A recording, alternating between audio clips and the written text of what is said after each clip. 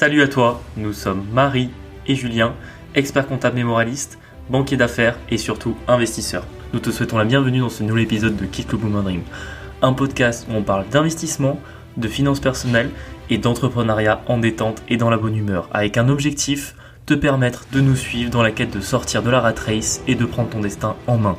Grâce à nos expériences pro et à notre vie d'investisseur, nous te donnons les conseils qui nous ont permis d'avancer dans la construction d'un patrimoine immobilier et financier, principalement cryptoactif. Chaque semaine, nous abordons un sujet en le vulgarisant au maximum pour qu'il soit le plus intéressant.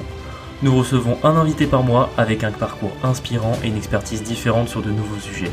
Si tu apprécies notre podcast, je t'invite à t'abonner sur ta plateforme d'écoute, à nous laisser une note 5 étoiles et à partager cet épisode et ce podcast à 2 personnes de ton entourage pour nous aider à le faire grandir. Je te laisse tout de suite avec l'épisode et je te souhaite une très bonne journée. Bonjour à tous, bienvenue dans ce nouvel épisode. Bonjour à tous et bienvenue. On espère que vous allez bien. Vous avez la forme, que le début d'année se passe bien. Pour nous, ça s'améliore un peu, ça s'est calmé là, parce qu'on c'est vrai qu'on a vu un début d'année qui avait été extrêmement chargé. Ouais. Et d'ailleurs, on a même des boom anecdotes qui sont moins nombreuses ces temps-ci, on voit que ça se calme un peu. La principale, c'est toujours la fameuse mairie qui nous loue un local et dont on n'arrive toujours pas à se faire payer des loyers parce qu'en fait, ils nous avaient payé tous les loyers de 2023 et en fait, on a dû signer un nouveau bail qui court depuis le mois de janvier et on leur a renvoyé un échéancier, on les a relancés déjà téléphone, mail, SMS. Et en fait, ils ont toujours pas traité ce qu'on leur a envoyé depuis un mois. Donc là, on n'a toujours pas reçu et les loyers de janvier et février. Et à mon avis, mars, on va également le recevoir en retard.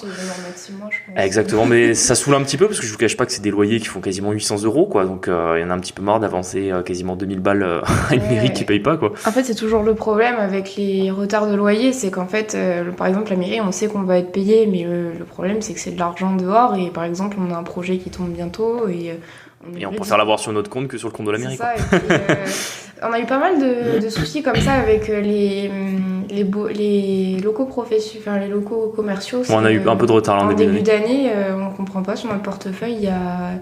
Je sais pas, ils pensent qu'on fait crédit à chaque fois. Ouais, en fait, ils pensent que le loyer. Alors, je suis d'accord souvent pour n'importe quel entrepreneur qui loue un local, c'est souvent une des dépenses les plus importantes. Mais en fait, on n'est pas la banque, quoi. Genre, s'ils ont besoin de trésorerie ou qu'ils sont en retard de trésor, qu'ils n'ont pas de fonds de roulement, enfin, c'est pas notre problème, quoi. C'est ça. Donc, c'est vrai que ça a été un petit peu embêtant, mais quoique, tu vois, parce que pour comparer le professionnel à l'habitation. Là, l'habitation, on est un peu en train de péter un plomb sur un appart. Après, on est dans la mauvaise période. On sait que ça, on l'avait déjà dit dans un podcast, mais tout ce qui est les mois de octobre-novembre, février-mars, c'est vraiment des mois où vous avez très peu de demandes. Les gens déménagent peu, ils cherchent peu à des nouveaux appartements. Donc, en général, c'est toujours des mois où vous avez du mal à trouver des bons candidats pour louer des apparts. Et là, il nous reste un appart qui est prêt depuis 1 mois et demi, en plus qu'on a entièrement rénové. Vraiment, l'appart, il est nickel. Enfin, je veux dire, il est au bon prix. On a pris des belles photos. L'appart est plutôt sympa. Enfin, tout est neuf dedans, même l'électroménager est neuf, donc c'est vrai que quand vous faites un appart meublé, vous êtes le premier, si vous déménagez quelque part, vous aimez bien que justement le tout soit neuf, parce que vous êtes le premier, entre guillemets, à avoir utilisé le frigo, les plaques et compagnie, la vaisselle et tout. Et en fait, tout est neuf. Et en fait, on n'arrive pas à le louer parce qu'on a que des candidats pas top, ou alors des gens qui viennent un petit peu en touriste, c'est-à-dire ils viennent visiter, ils aiment bien, ils font des compliments sur l'appart, mais ils savent pas trop. En fait, c'est des gens qui cherchent sans chercher. Et en fait, ils font perdre beaucoup de temps et ça me fait monter la réflexion que n'empêche, c'est quand même pour ça que je préfère les locaux professionnels, c'est que vous vous déplacez vachement moins pour les visites, parce qu'en général, 3 visites max sur un local professionnel et vous avez un bon candidat qui va le prendre. Et sur les locaux d'appartement, c'est souvent 3 fois ça, quoi. En général, il faut 10 candidats pour en avoir un bon, quoi. Donc bon, c'est des fois un peu les aléas de l'investissement immobilier. Ouais.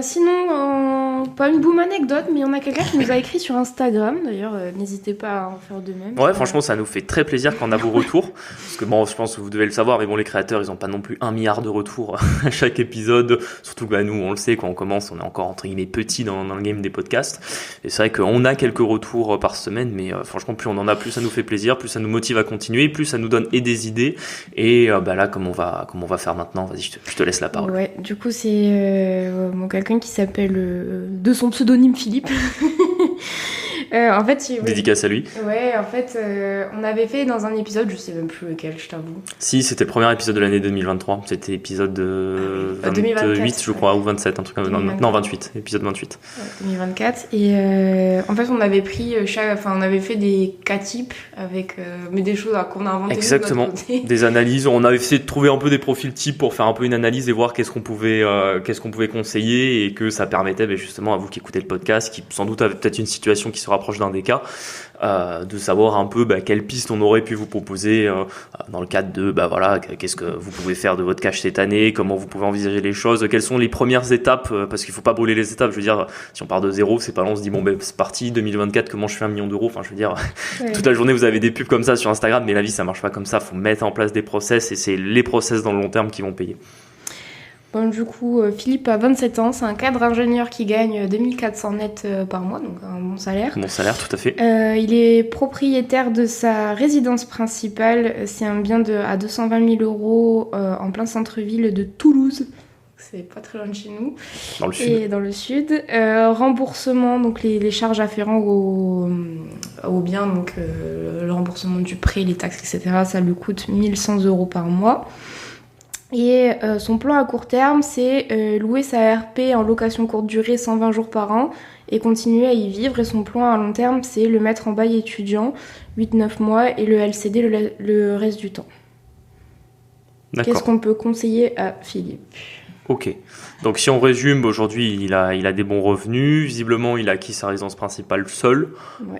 Il a quand même un taux d'endettement un peu élevé. Après t'as 10 100 euros, bon il doit y avoir le crédit, les assurances, la taxe foncière, ouais, je pense. Je pense que c'est ça, c'est ce qui m'a mis. D'accord, ouais, c'est les charges totales. Donc bon, on va dire qu'il est grosso modo, je pense qu'il doit avoir une mensualité autour de 800 euros à peu près, et que du coup ça fait qu'il est endetté un tiers de ses revenus. Donc au niveau du taux d'endettement en perso, là il est déjà un petit peu limité s'il se crée pas, on va dire, des revenus sur sa résidence principale. Et là justement, il a l'excellente idée de faire de la LCD sur sa RP. Alors c'est marrant parce que justement dans l'épisode de la semaine dernière, on a reçu Bye Bye Patron qui, je vous encourage à aller écouter l'épisode si c'est pas déjà fait. Et justement lui disait que c'était une source de revenus un peu complémentaire qu'il avait trouvé parce qu'il voyage beaucoup, et de mettre sa résidence principale en location sur Airbnb, que ça lui permettait d'avoir des gros revenus.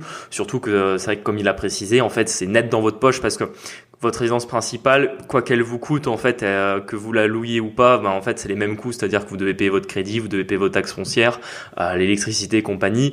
Et l'avantage, c'est que quand vous la mettez en location, entre guillemets, tout ce qui va tomber en loyer, c'est net dans votre poche, dans le sens que vous n'avez pas de charge en plus, si ce n'est peut-être du ménage ou des frais de conciergerie éventuels si vous déléguez une partie. Mais grosso modo, ça vous permet vraiment de vous dégager des vrais revenus complémentaires. Et en l'occurrence, là, il est dans une grande ville, Toulouse, où c'est vrai que, toujours pareil, dans les grandes villes, il y a beaucoup de demandes, notamment Airbnb. Ça peut être des vacanciers, des travailleurs, des gens qui déménagent. Il y a beaucoup de gens qui peuvent avoir besoin d'un Airbnb partout en France, mais particulièrement dans les grandes villes. Et justement, Toulouse fait partie de ces villes qui, pour éviter qu'il y ait trop de gens qui mettent leur bien à Airbnb, limite à 120 jours par an sur les locaux d'habitation. Et en l'occurrence, il veut profiter de ces 120 jours pour la mettre en location. Après, il y a peut-être une question que je me pose, c'est où est-ce qu'il va vivre pendant ces 120 jours, parce que ça fait beaucoup en soi, 120 jours, ça représente à peu près 3-4 mois dans l'année. Donc soit il voyage beaucoup, tant mieux, soit effectivement, c'est-à-dire peut-être qu'il vit chez ses parents. Parce qu'il a l'air salarié, donc il est ingénieur. Oui, après, s'il est ingénieur, peut-être qu'il a beaucoup de télétravail, peut-être qu'il travaille à distance.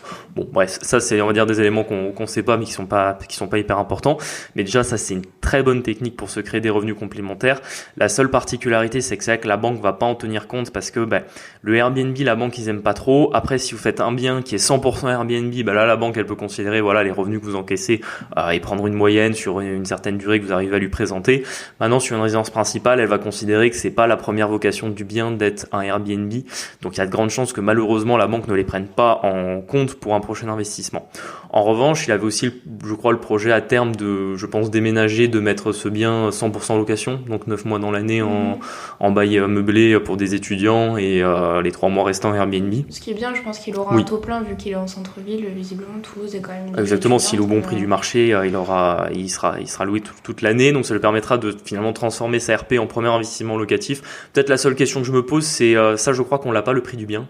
Si, 220 000. 220 000, et on a le loyer, peut-être qu'on y pourrait le louer. Non, ça c'est non, parce que du coup il rembourse un crédit. C'est peut-être le seul élément qu'on n'a pas qui est assez important, c'est de savoir un peu quelle rentabilité il en tirerait sur son investissement. Je pense quand même que, à mon avis, on devrait être aux alentours de 8%, aussi 220 000. C'est quoi comme appartement? C'est pas précisé? Non, je sais pas. Bon, bref, on pourra difficile d'estimer le loyer, mais voilà, je pense qu'on doit être autour d'un 8% de renta hors Airbnb. S'il fait du Airbnb, on va dire 3 mois dans l'année, il peut monter aux alentours, je pense, de 10% de renta. Donc, ça veut dire que c'est un bon premier investissement immobilier. Et j'ai envie de lui dire, à quand le prochain? Ouais. J'allais te dire, si, du coup, il peut en plus. Ça va être un peu compliqué en nom propre par rapport à son taux d'endettement. Donc, et puis même s'il veut, on va dire, rester en LMNP. Donc, vous vous souvenez, on avait fait l'épisode sur la location meublée non professionnelle. Pour pas passer en professionnel, à mon avis, en plus avec le Airbnb, il sera très proche du seuil. Même des 23 000 et puis même de son salaire annuel. Donc c'est quand même important de veiller à pas le dépasser si on veut pas passer en pro avec les conséquences qu'on avait évoquées dans l'épisode dédié à ce régime. Et la question principale, c'est à ce moment-là, est-ce qu'il veut passer en SCI? Ce que je lui recommande de enchaîner directement SCI à l'IS.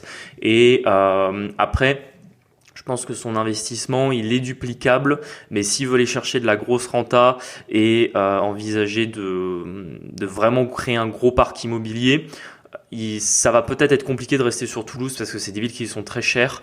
Donc bon, là, on va dire qu'il arrive à peut-être à 90% entre la location pendant 9 mois en longue durée et puis la location 3 mois Airbnb. Le problème, c'est que ce type d'investissement, comme en plus on en reparlera tout à l'heure dans l'épisode, c'est compliqué de faire beaucoup d'appartements Airbnb, surtout quand on a un job à côté. Et puis en termes de renta, c'est-à-dire soit vous le gérez vous-même et c'est très rentable, soit vous le déléguez et ça l'est beaucoup moins.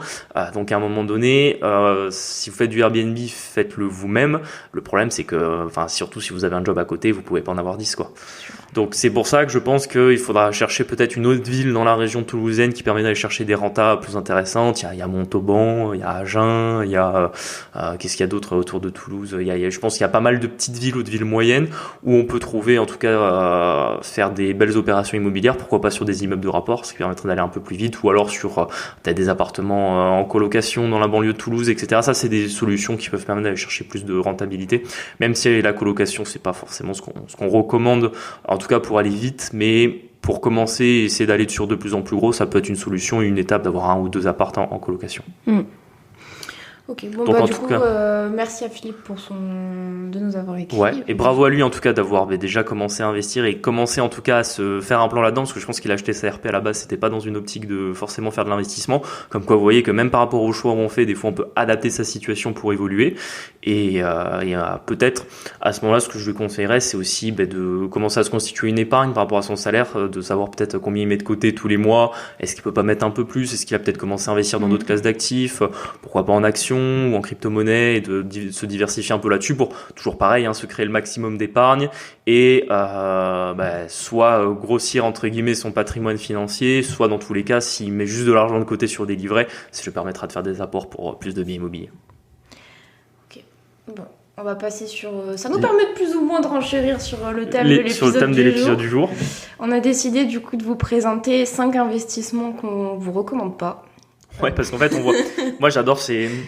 Casse l'ambiance. C'est ça, mais moi, j'adore les regarder. C'est vrai que c'est des vidéos. Bon, moi, je regarde pas toute la journée non plus, mais partout sur Internet, vous avez toujours 10 business pour 2024, 10 meilleurs placements, investissements pour 2024. Faut-il faire ça en 2024? Blablabla. Vous avez toujours tous les trucs un peu d'actualité. Je pense que ça peut être intéressant qu'on fasse aussi un épisode sur les investissements qu'on vous recommanderait pour 2024, même si des fois c'est toujours un peu bête de dire 2024 sans soit un investissement, s'il est bon, il n'y a pas qu'en 2024 qui sera bon. Mais là, c'est intéressant de voir, on le fait un peu putaclic parce que 5 investissements à ne pas faire en 2024, mais en fait, ça va pas faire tout court. Et on vous a sélectionné un peu 5 types d'investissements dont des fois, on peut nous parler, ou en tout cas, j'ai déjà entendu beaucoup de gens qui en discutent. Et en tout cas, pour nous, c'est vraiment des investissements à éviter. On va vous expliquer pourquoi. Ouais. Donc, on commence avec le premier... qui fait beaucoup parler. Je sais qu'il y a plein de gens qui ont des avis différents dessus. On va vous exposer le nôtre. Du coup, c'est le viager. Alors, on va peut-être expliquer rapidement ce qu'est l'investissement viager. Je pense que tout le monde connaît quand même. Peut-être pas forcément. En gros, le principe du viager, c'est que vous avez quelqu'un qui est propriétaire d'un bien immobilier. En général, c'est souvent soit des gens qui n'ont pas d'enfants, soit des gens qui veulent pas laisser d'argent à leurs enfants. Ça peut arriver aussi. Moi, j'en ferai en banque privée. Et en fait, ils vont, c'est souvent sur leur résidence principale, donc ça va être une maison, un appartement. Ils veulent en fait jouir tout de suite du capital de ce bien immobilier, continuer à vivre dedans. Donc, par exemple, on va prendre un cas simple. L'appartement, il vaut 300 000 euros. Donc, ils voudraient profiter de ces 300 000 euros tout en continuant à vivre chez eux jusqu'à la fin de leur vie. Bon, bien sûr, personne va leur donner 300 000 euros et les laisser dans l'appartement. En général, ce qui va se passer, c'est que ils vont trouver un acheteur qui va acheter le bien en viager, donc qui va leur verser peut-être 150 000 euros et parfois une rente mensuelle. Ça dépend des contrats. Vous avez, en général, il y a le bouquet, donc ce qu'on appelle le bouquet, qui est la somme, qui en général va être entre 40 et 70% de la valeur du bien immobilier. Et après, vous avez ou pas une rente tous les mois. Ça dépend des cas de figure. Sachant que vous pouvez faire un viager sur la résidence principale du mec ou parfois même sur ses investissements locatifs, ça arrive aussi. Et donc le principe, c'est que vous allez payer le bien immobilier avec une décote, sauf qu'en fait, vous ne pouvez pas profiter du bien immobilier. Vous ne pourrez réellement en profiter qu'à la mort de cette personne-là. Donc c'est-à-dire que c'est vous en soi le propriétaire du bien. Vous n'avez pas l'usufruit. C'est ça, c'est l'ancien propriétaire âgé qui garde l'usufruit. Le gros souci de cet investissement, c'est qu'en fait, vous faites un petit peu un pari sur la mort de cette personne-là. Et ok, il y a l'aspect moral. Bon, l'aspect moral, il est important, mais je pense que quand on parle business, il faut pas regarder que ça. Enfin, c'est sûr que ça compte, faire des bons investissements, des investissements éthiques. Je vous dis pas qu'il faut être sans cœur, mais moi, ce qui me gêne dans le viager, c'est même pas qu'une question uniquement de morale, c'est une question de pricing de votre investissement. C'est-à-dire qu'en réalité, quand vous faites un investissement en viager, vous allez calculer la valeur du bien par rapport à l'âge de la personne qui vous donne le bien en viager. Parce que s'il a 60 ans ou 90 ans, c'est pas le même prix, exactement. Et le souci, c'est qu'en réalité, c'est compliqué de faire des bonnes affaires dans le viager. Parce qu'en fait, le calcul du bien, faut savoir. Si vous savez à l'avance que la personne est malade. Mais même pas, parce que si elle meurt, en fait, c'est considéré comme un vice dans le contrat. Déjà, s'il meurt dans l'année, ou c'est dans les 12 mois ou les 3 mois, je sais plus. En tout cas, il y a une durée que s'il meurt directement après, en fait, le bien retourne aux héritiers et on annule le contrat du viager. Donc déjà, ça, c'est un problème. Ensuite, vous avez effectivement le fait que si il était malade et que vous le saviez, en fait, il y a un vice dans le contrat parce qu'il y a plus d'aléas. C'est quand même un contrat avec un aléa, le viager. Donc là encore, on peut venir vous rechercher le contrat. Et c'est surtout que, hors ces éléments-là de savoir qu'il va décéder bientôt, c'est surtout que, en fait, le pricing du viager va se faire par rapport aux tables de mortalité et à la probabilité que cette personne-là, à cet âge-là, va décéder plus ou moins loin. Et en réalité, c'est difficile de faire des bonnes affaires. Honnêtement, l'immobilier, c'est intéressant quand vous pouvez négocier un bien, ou peut-être que le bien est déjà à un très bon prix, que vous pouvez aller le chercher. Mais quand vous trouvez comme ça un bien à négocier, c'est très facile. Le problème du viager, c'est que vous avez un notaire derrière, que c'est, on va dire, très réglementé, que le notaire, il a vraiment, on va dire, un rôle et de voir à quel prix c'est, alors que quand vous achetez un bien classique et que vous avez négocié comme un porc avec le vendeur, le notaire, c'est pas son rôle, c'est pas son problème de venir vérifier si le prix il est bon ou pas, complètement déconnant ou pas, sauf si bien sûr il y a un anguille sous roche et qu'il y a, on va dire, une arnaque ou une fraude derrière. Bon, hors ces cas-là, si vous avez très bien négocié, ça regarde pas le notaire. Le viager, c'est différent. Le notaire, il va mettre son nez dans le prix, donc il va faire en sorte que le prix soit juste. Et le problème du prix qui est juste, c'est qu'en réalité, c'est pas forcément une bonne affaire. C'est une bonne affaire que si en fait la personne décède de manière prématurée. Donc en fait, vous créez un aléa sur la mort de cette personne-là, c'est-à-dire que vous faites une bonne affaire que si la personne meurt rapidement. Et le problème, c'est que vous pouvez pas maîtriser ce paramètre de est-ce qu'il va mourir rapidement ou pas. C'est ça qui fait que pour moi, le viager est pas un bon investissement.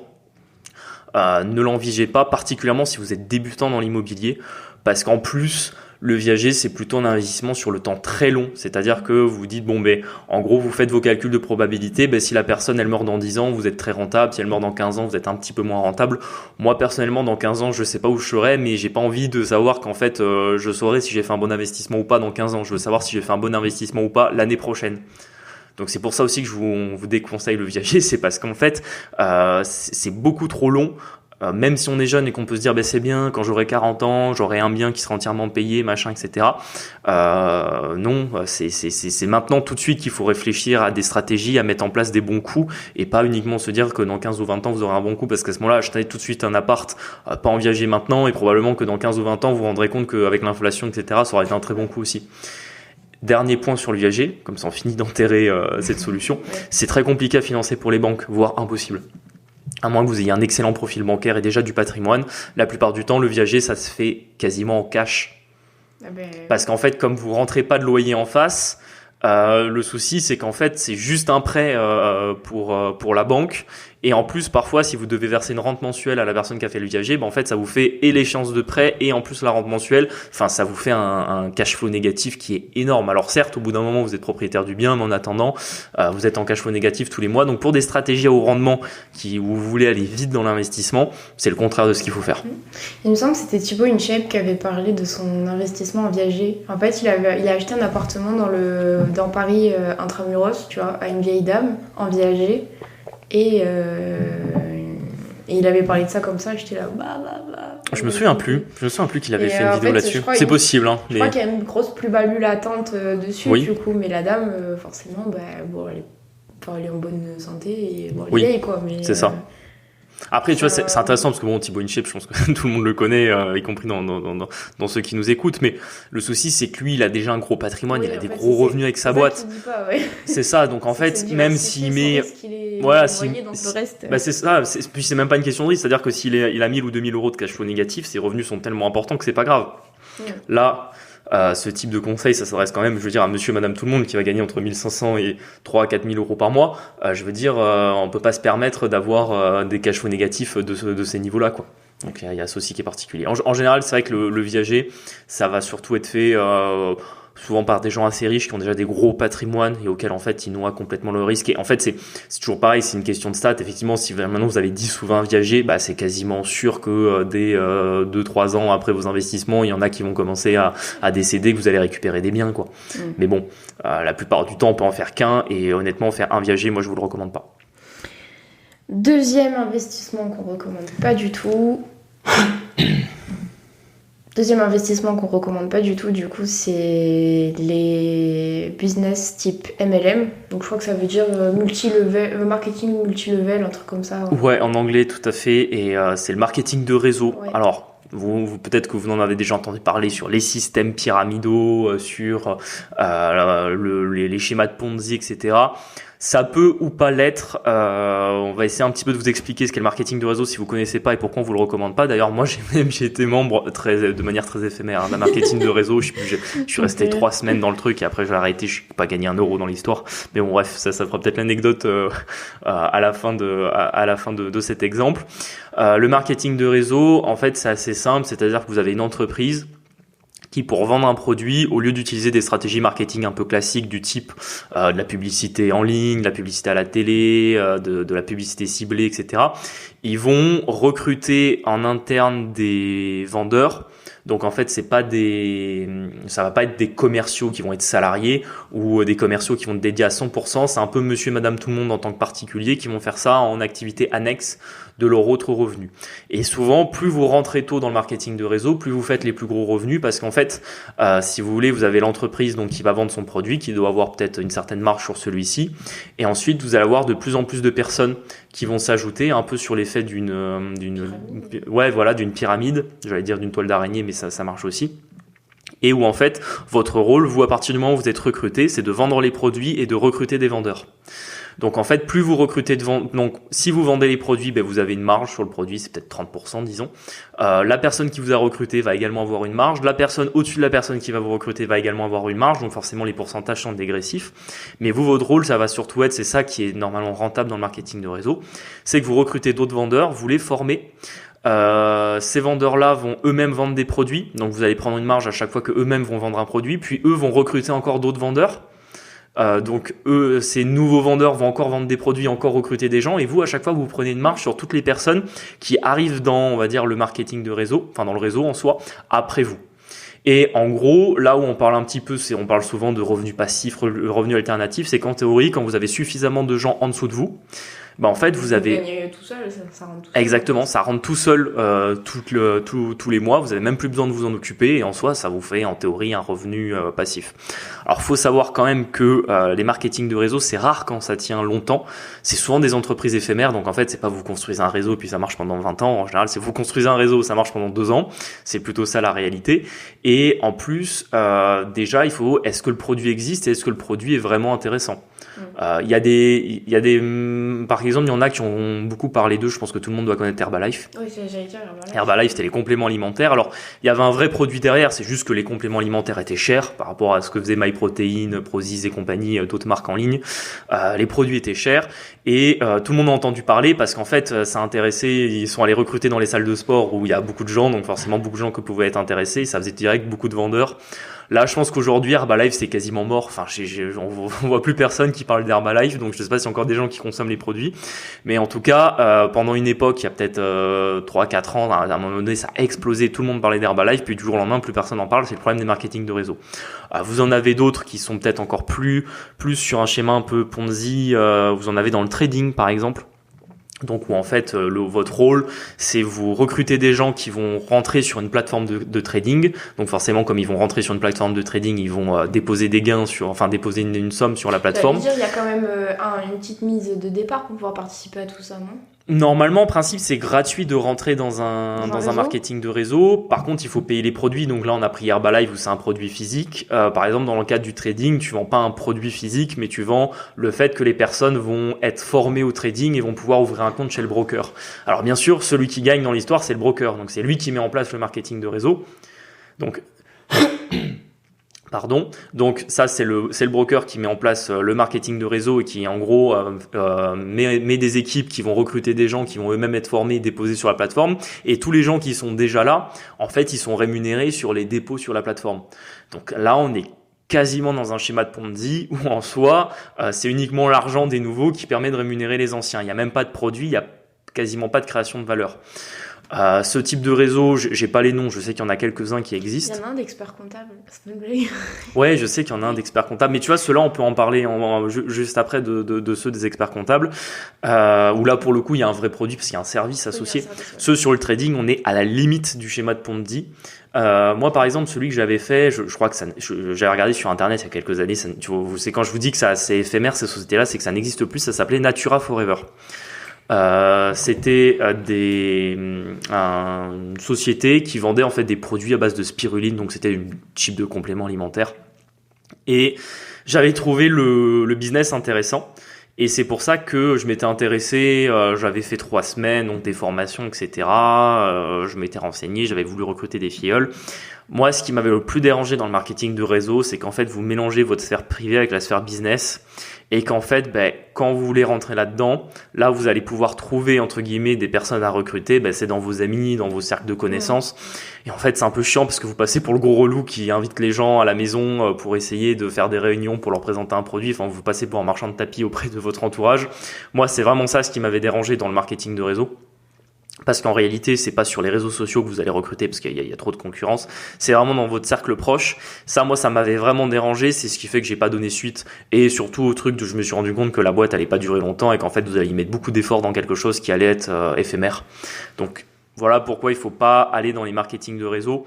Il y en a peut-être. Après, en soi, le schéma du marketing de réseau est pas mauvais. C'est souvent que ceux qui sont accessibles, on va dire, au grand public, c'est soit des arnaques, soit des schémas de Ponzi, ce qui revient quasiment au même, soit des sociétés avec peut-être un produit, mais le problème c'est que pour rémunérer tout le monde, le produit est forcément trop cher par rapport à la concurrence, à une boîte qui ferait juste de la pub classique, on va dire. Donc en fait, vous serez pas concurrentiel et à un moment donné, la boîte va finir par faire faillite et disparaître. Donc je vois pas en quoi le marketing de réseau peut être intéressant, en tout cas pour se créer des vrais revenus alternatifs pérennes. Il y a bien d'autres domaines qui sont intéressants. Je dirais que peut-être, tu vois, c'est pour ne pas être trop on va dire trop catégorique sur ce business. Je dirais que le seul avantage c'est que ça ouvre à pas mal de gens un petit peu le développement personnel, la sphère des revenus alternatifs. Il y a beaucoup de gens qui par exemple on commence à investir en bourse, on commence à investir dans le trading, on même fait de l'immobilier après avoir fait un marketing de réseau parce que c'est ce qui leur a un peu mis le pied à l'étrier des revenus alternatifs. Donc pour ça peut être intéressant. Toi, je sais pas ce que t'en penses du marketing de réseau. Moi je m'ai trop intéressée. Il y avait quelqu'un qui m'avait démarché pour des voyages. Un marketing de réseau de voyage. De voyage, ouais. Et franchement, ça puait l'arnaque, tu vois, parce que je comprenais pas comment est-ce qu'on se rémunérait. Moi, j'avais bien compris l'histoire de je te recrute et je prends un pourcentage de tes ventes, mais je comprenais pas. En fait, in fine, tu devais vendre des voyages et lui prenait une. Enfin, c'était trop compliqué. Et en fait, surtout, moi, je suis pas du tout commercial, du coup, ça m'a jamais. Et puis c'est surtout qu'en plus, les voyages, ils étaient forcément trop chers. Parce que comme il faut rémunérer tout le monde, ça veut dire que ton voyage, tu vas le vendre 2 fois plus cher que Booking, par exemple, qui est un des poids lourds des voyages, entre guillemets, pas chers, parce qu'il y a beaucoup d'offres et des coûts fixes qui sont finalement pas si élevés. Puis tu le disais, quand t'arrives en bas de la pyramide, c'est super chiant pour toi, encore quand t'es au-dessus. Oui. Parce que du coup, pour le marketing de réseau des experts comptables, moi j'avais été employée par quelqu'un qui est rentré très haut dans la pyramide. Et du coup, forcément, pour lui, c'était ultra rentable. Il prenait 5% du chiffre d'affaires de tous les petits en dessous, tu vois. Et pourquoi pas quand on rentre haut, mais franchement, c'est dégueulasse pour ceux d'en dessous, tu vois. Oui. Après, sur celui des experts comptables, c'est un peu différent parce que là, tu as un vrai service qui est associé. Excusez-moi, j'ai un chat dans la gorge depuis tout à l'heure. Donc, pour celui des experts comptables, il y a un vrai service qui est associé. C'est-à-dire que, in fine, vous envoyez un client dans un cabinet. Sur celui donc, je disais que sur celui des experts comptables, vous avez un vrai service qui est délivré. Donc, en fait, c'est pas juste un marketing de réseau, système pyramidal. C'est plutôt une manière de faire du marketing pour la grosse société qui, à la fin, va prendre, en fait, une marge sur de la communication qu'elle fait pour les cabinets d'expertise comptable. Elle répond plutôt, on va dire, à un besoin des experts comptables de faire, d'améliorer leur vente commerciale. Donc là, pour le coup, c'est pas un schéma de Ponzi, mais encore une fois, typiquement, le MLM des experts comptables, il s'adresse aux experts comptables. Donc en fait, si vous n'êtes pas expert comptable, vous pouvez pas y participer. Donc c'est là où je disais que il faut différencier les marketing de réseau qui sont quand même, on va dire, pour des professions particulières et ceux qui sont pour monsieur et madame tout le monde, où là, c'est quasiment sûr que c'est pas intéressant. Il n'y a pas de Tupperware qui est marketing de réseau? Si, mais pas que. En fait, Tupperware, maintenant, ils vendent dans beaucoup de magasins, mais c'est vrai que Tupperware, ça a été un des premiers dans les années 90, ça avait démarré aux États-Unis, mais parce que ils arrivaient avec quelque chose de nouveau. Dans les années 90, un Tupperware en plastique, c'était quelque chose de rare. Ouais. Parce que on venait entre guillemets de industrialiser en masse le plastique qui sert à faire les tubes, et que du coup c'était un peu quelque chose de nouveau. Donc en fait il y avait quelque chose qui créait l'intérêt du produit. Maintenant qu'est-ce que tu veux faire? Tupperware, tout le monde en a à la maison, on les achète à Ikea, tu vois, ou Amazon, il n'y a pas besoin que quelqu'un vienne sonner à ta porte pour te le présenter, quoi. C'est vrai. Ok, pour le MLM, du coup, le prochain investissement sur la liste, les robots trading. Ouais, les robots de trading. Alors là, ça va être... Ça, c'est plus ton sujet, quand même. Je sais pas... Oui, c'est vrai. Après, bon, toi, je suppose que si je te dis robot de trading, je te dis tout de suite qu'il y a un loup. Oui. Enfin, en fait, c'est simple, c'est que le principe du robot de trading, c'est un petit peu... je crois qu'il y a une expression pour ça. Tu sais, quand on parle de trouver un bien qui n'existe pas, c'est un peu... Il y a une expression, bon, bref, je l'ai plus, mais c'est un peu... dans la botte de foin. Non, parce que ça existe, ça veut juste dire qu'elle est dure à trouver. Non, c'est plutôt de chercher quelque chose qui n'existe pas. Mais en fait, le robot de trading, c'est exactement ça. Tout le monde trouve ça intéressant. Parce que tout le monde se dit que le jour où vous avez un robot de trading qui fonctionne, en fait, vous devenez millionnaire en un mois. C'est un peu comme gagner au loto. Sauf que forcément, c'est simple, c'est que ça n'existe pas. Il n'y a aucun robot de trading accessible au grand public qui est réellement efficace. Personne ne sait les coder. Vous avez plein de gens qui vont, entre guillemets, vous arnaquer. Mon papa, il a essayé d'en coder un. C'est vrai. Est-ce qu'il a fonctionné? Non. Bah voilà. Trop dur. C'est parce que, en fait, qui a des robots de trading? Les grandes banques. Et, ouais.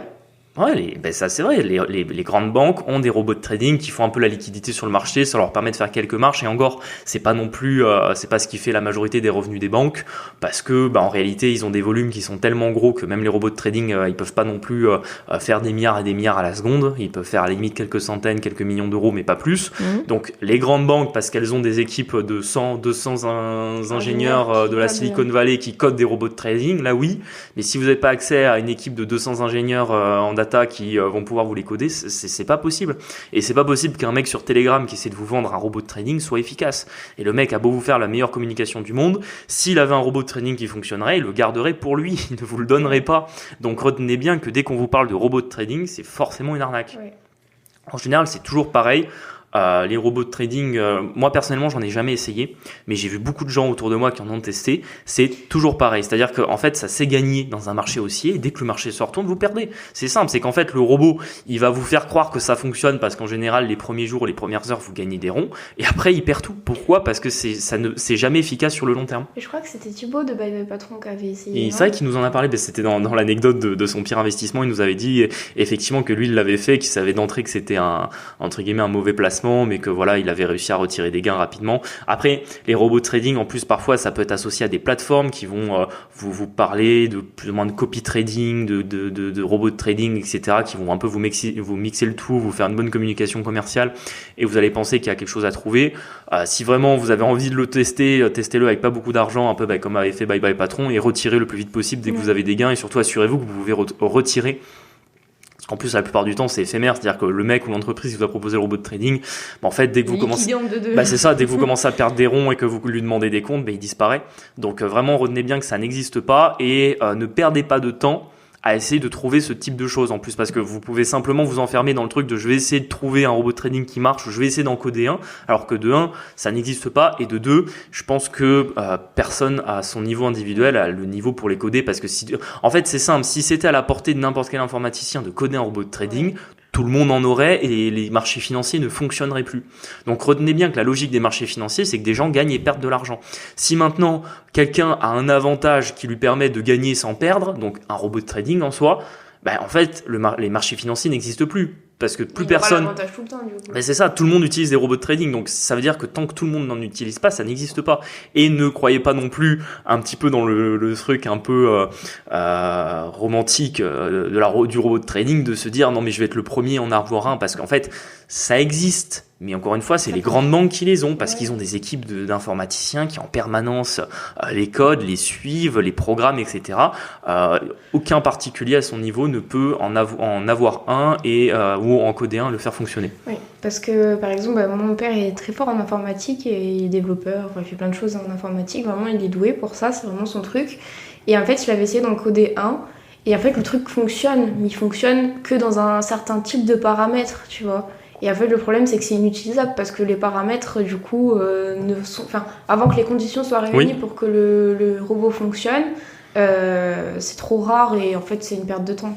Une perte de temps, une perte d'énergie. Et le problème, c'est qu'en plus, pour s'en rendre compte, tu perds beaucoup d'argent parce que t'es obligé t'es obligé de le laisser fonctionner à un moment donné. Et donc, et en plus, au-delà de ça, vous avez de plus en plus de brokers qui les interdisent, parce que imaginez simplement que vous ayez vraiment un robot de trading qui fonctionne, vous devez quand même le relier à un broker qui doit le faire, qui va vous permettre de passer les ordres. Ils vont bien se rendre compte que c'est pas vous qui passez les ordres quand les ordres sont passés parce que ça irait trop vite. Eux vont vous interdire de l'utiliser. Pourquoi ? Parce qu'en fait, l'intérêt du broker, c'est que vous perdez de l'argent.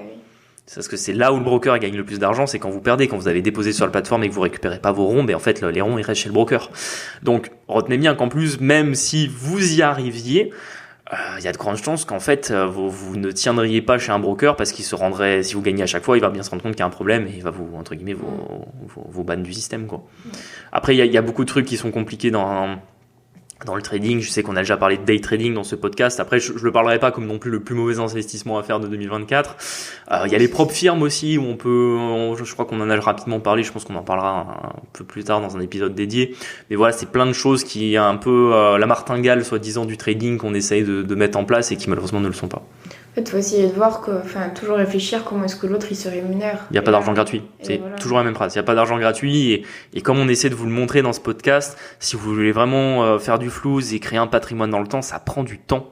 Ça prend du temps. Il y a pas s'il y avait une recette miracle où vous pouviez devenir riche en un mois avec un robot de trading ou quoi, en fait, il y aurait déjà 15 mecs avant qui l'auraient. C'est ça, tout le monde le ferait et en fait, on serait pas là en train de vous parler de stratégies d'investissement immobilier qui prennent des années, quoi. Oui. Prochain investissement à bannir pour nous, ça serait la sous-location.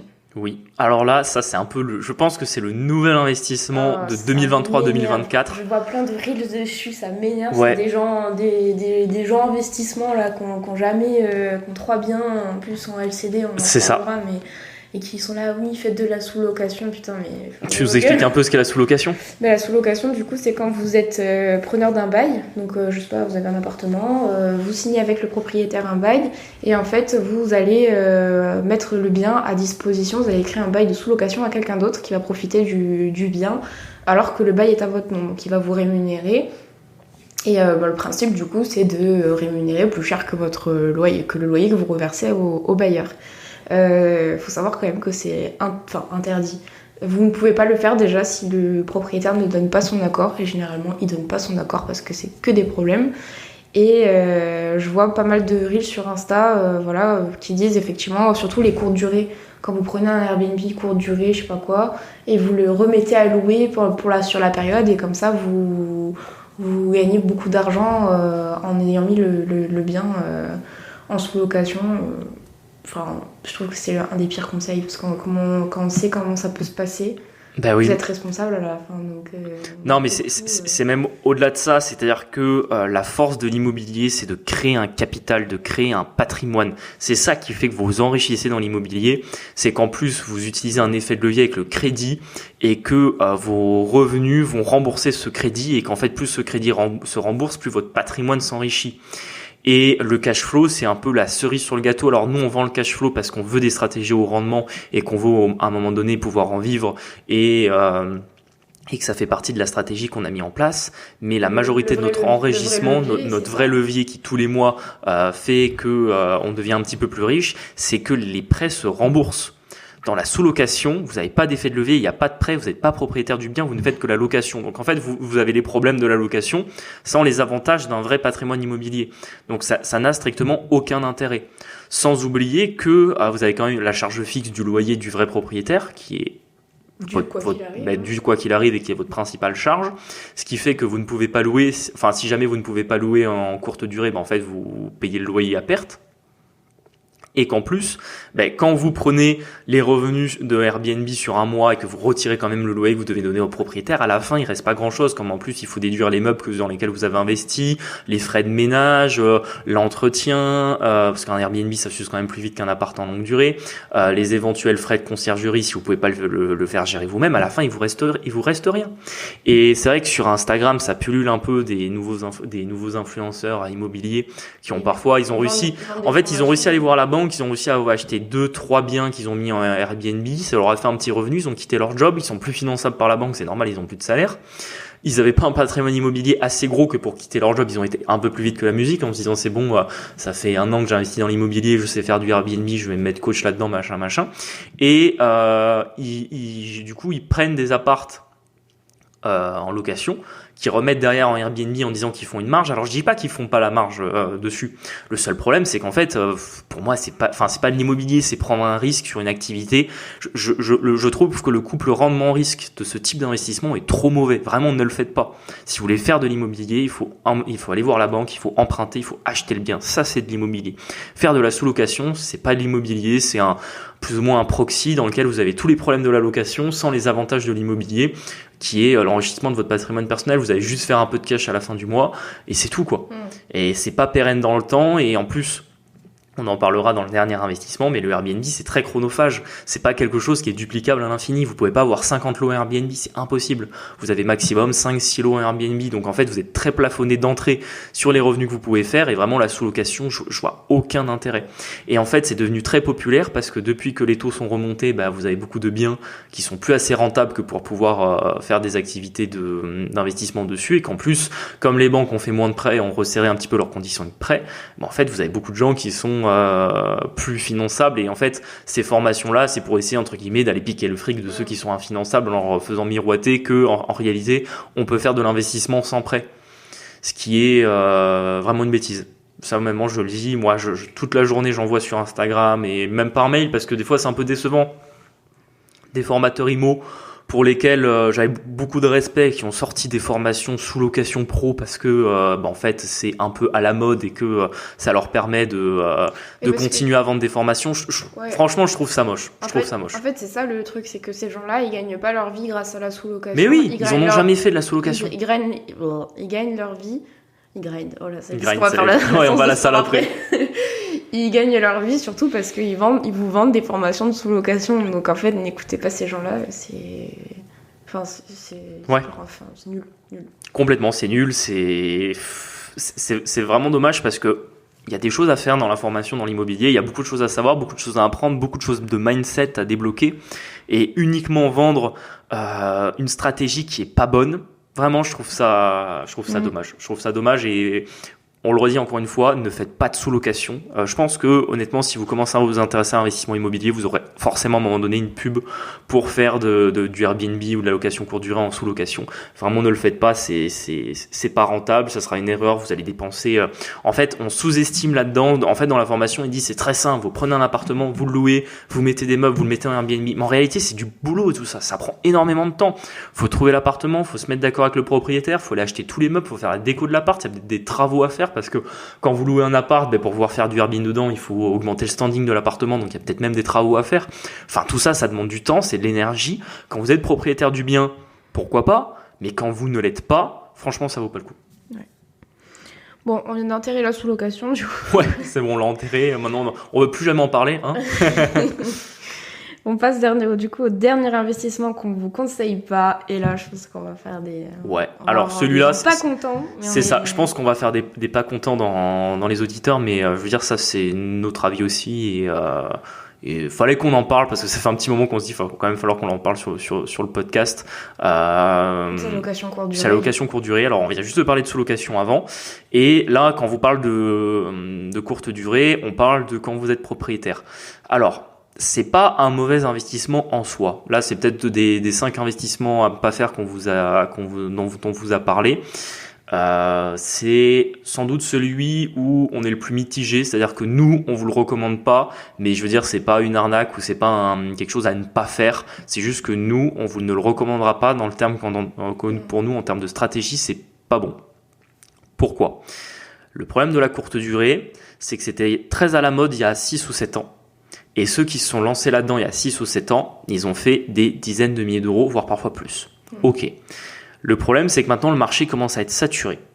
Vous avez beaucoup de gens qui font de la location courte durée. Pourquoi ? C'est toujours pareil, c'est gros argent. Tu vois, ça, on vous dit, vous faites des gros billets. Les rentas sont censées être bonnes. Les rentas sont censées être bonnes. On vous parle que même avec un taux de remplissage de 50%, vous faites 3 fois le loyer que vous ferez en location longue durée. Alors, ça, c'est vrai en théorie. Le problème, c'est que moi, je vois beaucoup d'investisseurs en location courte durée qui sont un peu déçus de leur taux de remplissage. Parce qu'en fait, quand vous voulez partir quelque part en Airbnb, suffit que vous ouvriez l'application et vous voyez le nombre d'appartements qui sont disponibles. Il y a vraiment beaucoup de choix. Les moments où vraiment vous louez beaucoup, c'est l'été, mais bon, le reste de l'année, il faut bien faire quelque chose. En plus, l'été, vous êtes en concurrence avec ceux qui font des bails étudiants pendant 9 mois et qui louent pendant l'été. Vous avez des problèmes de réglementation, le problème c'est qu'on est dans un pays où il y a un gros déficit de logements à la location. Il y a beaucoup de gens qui ne peuvent pas se loger parce qu'en fait on manque de logements. Il manque à peu près 2 millions de logements sur le parc français. Le Airbnb, c'est sortir des logements longue durée du parc français pour les mettre sur, on va dire, la location courte durée et faire concurrence aux hôtels. Sachant que les hôtels, eux, c'est très rentable pour l'État, les hôtels. Il y a des salariés, il y a de la TVA, il y a tout un tas de services. En plus, les hôtels, c'est souvent détenu par des grands groupes qui sont parfois des multinationales qui pèsent des milliards. Donc, vous faites concurrence à ces gens-là. L'État n'aime pas les Airbnb et il met des bâtons dans les roues des Airbnb depuis pas mal d'années. Déjà dans les grandes métropoles qui étaient en soi les endroits les plus rentables pour faire du Airbnb, vous pouvez de moins en moins le faire, que ce soit Montpellier, Bordeaux, Toulouse, Paris, Strasbourg, Nantes, Rennes. C'est des villes où aujourd'hui vous ne pouvez plus faire de Airbnb à l'année sur un local d'habitation. Vous ne pouvez le faire que dans un local commercial, c'est-à-dire que vous devez racheter un local commercial et le transformer en appartement Airbnb. Ça, c'est toujours possible. Mais quand vous voulez simplement acheter un local d'habitation, vous ne pouvez plus. Ou alors, vous devez demander un changement de destination, c'est-à-dire de le passer en commercial. Et ça, les mairies, honnêtement, elles refusent quasiment. Enfin, je connais des investisseurs qui ont un petit peu serré les fesses pour le demander. Mais normalement, maintenant, les services urbanisme des mairies sont censés refuser ce type de demande. Donc, soit vous devez un petit peu jouer avec ces règles-là dans les grandes villes et que vous n'êtes pas à l'abri que demain on interdise totalement le Airbnb à Paris par exemple, ce qui se fait déjà, il y a certaines villes américaines qui le font. Hein. Donc vous voyez que ça existe à d'autres endroits du monde et ça existe même aux États-Unis qui est le pays de la liberté. Alors vous inquiétez pas que dans le communisme français ils vont vous le mettre et vous ne pourrez absolument rien y faire. Donc ça déjà pour moi c'est un risque. Ensuite, autre problème, c'est qu'il faut aller faire du Airbnb dans des zones où vous pouvez le faire, donc entre guillemets en zone plus ou moins rurale ou périurbaine. Dans ces endroits-là, c'est là où vous allez avoir beaucoup de concurrence et qu'en plus les vacanciers ou les gens qui ont besoin de louer, ils sont peut-être moins intéressés de venir dans ce type d'endroit, parce qu'on n'est pas dans le centre-ville, on peut pas aller à pied, visiter les monuments, etc. Du coup, vous prenez un petit peu le risque que vous pourriez moins louer ou que vos loyers soient un petit peu tirés à la baisse.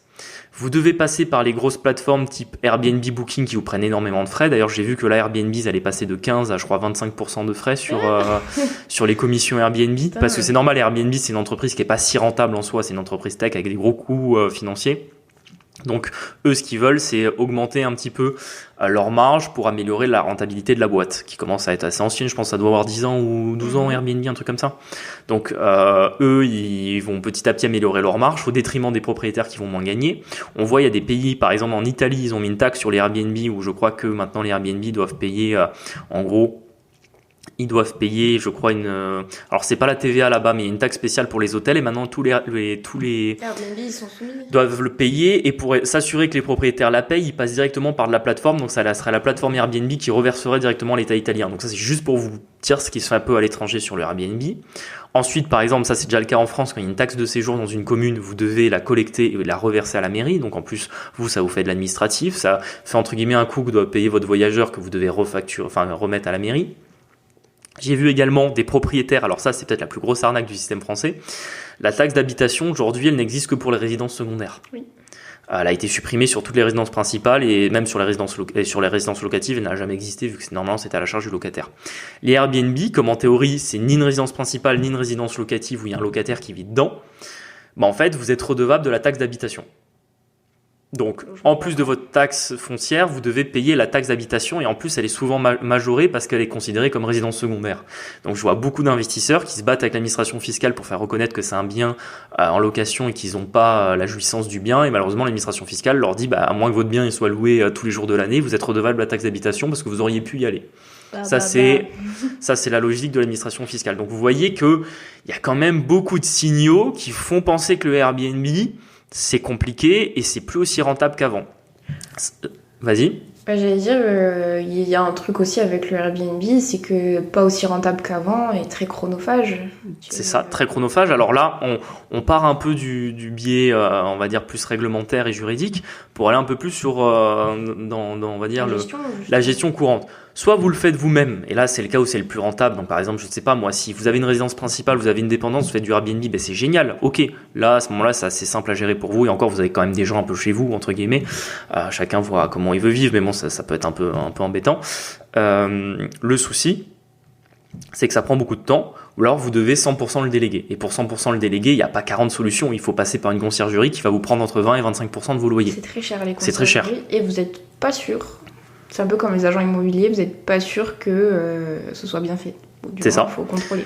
Donc faites un peu vos calculs. Vous calculez combien vous feriez de chiffre d'affaires en Airbnb. Vous laissez 25% à la plateforme Airbnb, vous laissez 25% à votre conciergerie, il vous reste à peu près la moitié, et comparez la moitié que vous faites sur un logement Airbnb par rapport à ce que vous feriez sur un bien en location courte durée. Nous on a fait les calculs, c'est pour ça qu'on n'a pas de location courte durée dans notre parc, parce qu'en réalité, on gagnerait pas grand chose de plus. En fait, on aurait énormément de problèmes de gestion en plus, parce qu'il faut changer les meubles. En fait, c'est quand même plus difficile à gérer qu'une location courte durée. Rien que s'il y a un plombier à faire intervenir, vous êtes obligé de vous déplacer. Alors que quand vous avez un locataire qui vit là, en fait, vous avez juste à mettre votre plombier en contact avec le locataire et c'est réglé. Donc quand même beaucoup plus de choses à vous occuper. Et à la fin, il vous reste pas beaucoup on va dire de bénéfices par rapport à une location classique. Donc c'est pour ça qu'on vous le recommande pas. Donc c'est déjà parce que finalement le coût rentabilité risque rendement risque est pas si intéressant. Enfin, on trouve, en tout cas nous sur toutes les hypothèses qu'on a fait, il y a encore des cas où oui, vous trouverez toujours quelqu'un qui fera un Airbnb ultra rentable et je vous dirais oui, là c'est un bon investissement, mais dans la majorité des cas, sur des appartements classiques, je trouve que ça ne l'est plus. Et en plus, si vous voulez aller vite dans l'immobilier, faire un gros patrimoine, c'est compliqué de dupliquer du Airbnb. C'est ce qu'on disait tout à l'heure, vous pouvez aller en faire 6 maximum et avoir 6 Airbnb qui tournent. C'est déjà énorme. Tous les jours, vous allez recevoir des messages de vos voyageurs. Vous serez jamais tranquille, entre guillemets. Après voilà, chacun voit encore quel type d'investissement faire. Nous, pour avoir, là par exemple, traversé une période où vraiment tout s'est déchaîné, je vous assure qu'on ne tient pas longtemps à être sollicité comme ça tout le temps en permanence. Et le Airbnb, ça n'arrangerait rien. Enfin, si on aurait un Airbnb en plus à gérer, je sais pas comment on ferait. Parce qu'en plus des locataires complètement. C'est-à-dire que nous, l'administration habituelle, c'est vraiment chronophage. C'est ça. C'est-à-dire que nous, typiquement, on est sur un parc de 24-25 lots aujourd'hui. Ça se gère. mais ça se gère parce que c'est de la location courte durée, qu'il y a des biens professionnels dedans. On pourrait pas le faire en Airbnb. Je veux dire, le Airbnb. T'as dit courte durée. Ah pardon, oui, on a des appartements longue durée, des locaux professionnels. C'est quand même relativement passif, même si voilà, l'immobilier ça reste un job. Je veux dire, on n'est pas contacté tous les jours par nos locataires, et heureusement. Je veux dire, on a toujours des choses à faire quasiment quotidiennement, des bails envoyés, des déclarations à faire aux mairies, à la CAF, à compagnie. Il y a toujours un truc à faire. Mais si c'était des Airbnb, on multiplierait notre charge de travail par 3 ou par 4, et en fait c'est juste pas possible. C'est-à-dire que l'énergie qu'on mettrait dans la gestion de nos Airbnb, ça serait de l'énergie qu'on pourrait pas mettre pour aller acquérir d'autres biens. Et ça, je trouve que c'est un problème parce qu'en fait, l'investissement immobilier, ça se fait dans le temps, dans l'enchaînement des opérations. Et si vous commencez à ne plus avoir de temps dispo et à avoir la tête dans le guidon en permanence à cause de la gestion de vos Airbnb, vous pouvez pas avancer plus loin. Puis aussi, dans les investisseurs qu'on fréquente, on n'a jamais trouvé des gens qui en étaient 100% satisfaits, dans le sens Oui. où à chaque fois on voit bien que c'est des problèmes et du temps en fait, même si peut-être que la renta y est en face, je sais pas s'ils ont bien acheté, si machin, mais il n'empêche, je sais pas si tu te rappelles, on avait été à un truc IMO de Cédric Anissette, c'était en juillet 2023, Ouais. Et on avait rencontré quelqu'un de Montpellier du coup. Que j'ai revu après dans un club d'investisseurs. Qu'on a revu, et en fait il nous avait montré ce qu'il avait mis en place pour scaler un maximum son Airbnb. Alors oui, c'était scalé au maximum, mais le pauvre, il nous disait qu'il allait devoir y passer comme toutes les semaines, Enfin, c'est fou. Ouais. Et j'étais là, bof. Et là, pareil, on a des amis qui ont acheté un immeuble, qui sont en train de rénover. Ils ont prévu de faire 2 Airbnb en haut. Alors pourquoi pas, mais voilà, ils sont en train de... Enfin, ils baissent leur rentabilité en soi par rapport au montant des travaux qu'ils sont en train de faire, parce qu'ils veulent que ce soit joli, que ce soit bien loué. En Airbnb, moi j'attends de voir si le taux sera plein. Enfin, je dis pas que ça fonctionnera pas, mais je suis quand même. Ouais, je pense qu'il t'a raison, il sous-estime la quantité de travail. Ouais, et puis ils nous disent qu'ils vont le gérer eux-mêmes. Alors pas le ménage, mais ils habitent à 1 heure, je dirais. Ouais, parce qu'il faut trouver une femme de ménage. Je veux dire. Et je veux dire, ok, quand tu le mets dans ta formation, que tu marques, voilà comment déléguer un Airbnb, trouver une femme de ménage, ok, mais c'est pas facile à trouver une femme de ménage. La plupart du temps, elle va vouloir être payée au black. Ouais. Vous pouvez pas la payer au black parce qu'elle se casse la gueule, c'est mort, c'est pour votre pomme. Non, mais puis même, je veux dire, à un moment donné, il faut que vous puissiez le déduire de vos impôts, aussi, donc c'est pas intéressant de la payer au black. Faut vérifier qu'elle fasse bien son travail. Si elle fait pas bien son travail, les voyageurs vont vous mettre des mauvaises notes. Les mauvaises notes vont rester. Pour que vous soyez les premiers sélectionnés, il faut que vous ayez des bonnes notes. Enfin, c'est des choses qui sont compliquées et qui sont vachement sous-estimées quand vous avez les formateurs qui vous proposent de faire de la location courte durée parce que ça augmente les rentas. Et comme tu disais, moi aussi, je vois pas mal d'investisseurs qui parfois même, le patron nous a dit qu'il avait retiré un bien Airbnb. Le bien Airbnb, le problème c'est que le jour où vous le retirez, il faut que vous soyez assuré que quand vous aviez acheté le bien, si par exemple vous le faisiez en location longue durée, vous étiez à 10% de renta, et si vous le mettiez en courte durée, vous étiez à 15 ou à 20. Grosso modo, c'est comme ça qu'il faut voir le truc. Si maintenant vous avez fait un investissement ou en location courte durée, vous êtes à 11% de renta, si vous le mettez en location longue durée, vous allez être à 7 ou à 8, et à 7 ou à 8, c'est plus un bon investissement. Donc ça aussi, vous avez le risque que si à un moment donné vous le basculez de Airbnb à pas Airbnb, il faut que en amont de votre investissement, vous soyez assuré que même en location courte durée, ça reste un bon investissement. Et malheureusement, des fois, c'est pas le cas parce qu'on met des gros travaux pour faire un bel Airbnb, parce qu'on choisit un emplacement qui est plus cher pour que ce soit mieux sélectionné. Donc voilà, c'est des choses qui sont vraiment à prendre en compte et qui sont assez sous-estimées. Et honnêtement, dans la ville où on est, moi je fréquente un peu un club d'investisseurs, c'est intéressant de rencontrer plein de gens, plein de profils, plein de compétences différentes, etc. Le Airbnb, l'investissement ultra majoritaire avec la colocation. Ils ont tous des Airbnb ou des colocs, quelques-uns ont des immeubles mais assez peu. Alors bon, forcément nous on passe pour des ovnis parce qu'on a un gros patrimoine avec beaucoup de lots, mais le souci c'est que je vois bien qu'ils sont un petit peu coincés parce qu'en fait ils font qu'un investissement tous les 2 ans et que tu sens déjà que en gérant 3 colocs et 2 Airbnb, ça fait pas qu'ils sont dépassés, ils le gèrent, mais je veux dire, je pense qu'ils ont autant de charges de travail avec 2 Airbnb et 3 colocs que nous on en a avec 25 lots. Et en soi, en termes de patrimoine et de rentabilité et de loyer encaissé tous les mois, tu fais beaucoup plus de cash avec 25 lots, peu importe le mode d'exploitation longue durée, que avec 2 Airbnb et 3 colocs. Parce que tu n'auras toujours que 2 Airbnb et 3 colocs, alors que quand tu as 25 lots, tu as un patrimoine qui est plus important. Donc il y a ça aussi qui rentre en compte. Je veux dire, si vous voulez vraiment faire des gros patrimoines, il va falloir avoir beaucoup de lots. Et pour avoir beaucoup de lots, il faut des systèmes de location qui soient le moins chronophages possible. Bon, ben voilà. Je pense qu'on a fait un tour là-dessus. Après, voilà, c'est là où, par exemple, par rapport aux les 4 autres investissements qu'on vous a cités, vraiment ne le faites pas, ne vous y intéressez même pas, si ce n'est peut-être juste pour savoir ce que c'est. La location courte durée, on vous le dit pas de pas on vous dit de pas en faire. On vous dit pas que c'est une arnaque ou vraiment un investissement à ne jamais faire. On vous dit seulement que ne commencez pas à vous dire que vous allez faire 2 Airbnb, quitter votre job. C'est pas comme ça que marche l'investissement immobilier, et que il faut penser à toutes les choses qu'on vous a dit. Maintenant, il y a plein d'exemples où vous allez trouver quelqu'un qui a trouvé, je sais pas moi, un pied d'immeuble en local commercial, qui en a fait une love room et qui fait des taux de remplissage et qui fait du 6, 7, 8 000 euros par mois sur sa love room. Très bien. Ça existe, très bien. Maintenant, il faut s'assurer que dans la vie où vous le faites, il n'y a pas déjà 20 love rooms et que dans les 3 ans qui viennent, peut-être que l'État va pas venir vous dire non, mais même les love rooms et les appartements aménagés dans des locaux commerciaux, c'est interdit. Vous voyez, c'est ce type de risque. Alors, tous les investissements sont risqués. C'est des risques que vous pouvez prendre, mais il faut toujours vous assurer que vous en ayez conscience et que, entre guillemets, vous ayez fait votre plan en mode bon, j'ai ce risque-là qui peut arriver d'ici 3-4 ans, mais je suis prêt à le prendre. Voilà, c'est juste pour attirer votre attention là-dessus. Et toujours pareil, si vous le mettez en location longue durée derrière, vous n'aurez pas de problème et que vous serez quand même rentable. Bon, on arrive sur la fin de l'épisode. Bon, écoutez, un grand merci de nous avoir écoutés jusqu'ici. J'espère que vous avez kiffé un peu cet épisode sur les investissements à pas faire. Je pense qu'un peu plus tard dans l'année, on en fera un sur 5 investissements à faire en 2023, parce qu'il y a 2-3 trucs intéressants. 2024, pardon. Je crois, non, il y a encore.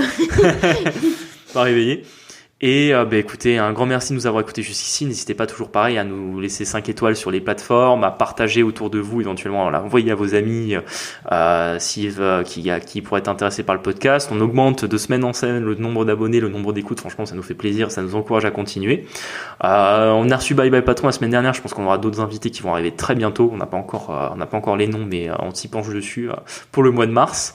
On vous souhaite une très bonne semaine. On vous dit à très bientôt. Ciao.